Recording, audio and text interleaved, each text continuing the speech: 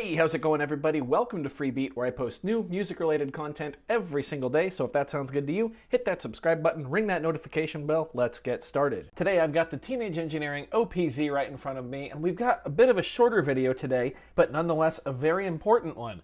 I'm going to show you guys how to upgrade the firmware on your Teenage Engineering OPZ. So over the past year and a half or so, well, almost 2 years now actually, that the OPZ has been released, Teenage Engineering has been steadily releasing upgrades to the firmware, adding new features. Some of the updates were pretty big, like one of the ones they did last year that added sampling to the OPZ. Others have been a little smaller, like the one they released just a few days ago, which added a monophonic playback mode to the drum track, so you can get some of those kind of muty, I don't know, MPC style slices in your drum tracks. Works really well with your own custom samples. They added a dead zone to the swing adjustment, which is really nice because before you wouldn't know exactly if you were at zero swing if you didn't have the app. Now it has a little dead zone so you can like dial in no swing if you don't want any swing on your track, as well as a few other minor adjustments, mostly bug fixes and a few quality of life improvements. And overall, it's just pretty awesome, honestly, that Teenage Engineering is this dedicated to keeping the OPZ current and modern. So to upgrade the firmware on your OPZ, you're gonna need a couple things. You're obviously gonna need an OPZ. You're also going to need a USB Type-C to USB Type-A connector,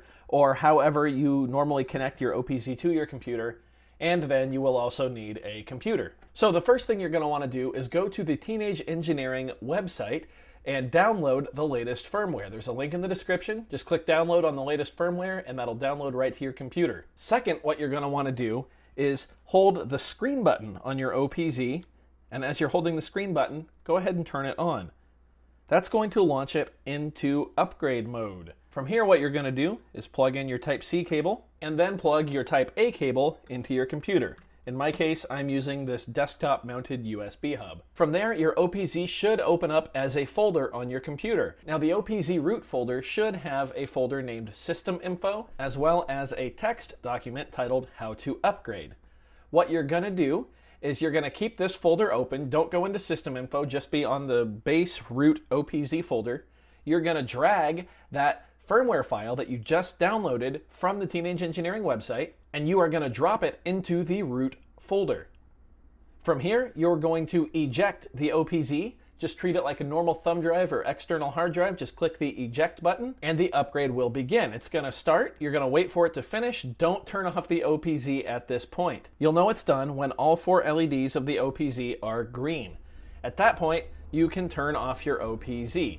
Now, one important thing to note is that during the upgrade process, the LEDs are probably going to turn off, flash, turn colors. You gotta wait until they're all green. If for some reason the upgrade fails, all 4 lights will show up as red. At that point, I would just try again. I've never had it fail, and I've done this process for every update that Teenage Engineering has released, which is like 7, I think. At that point, you can remove your USB Type-C cable from your OPZ.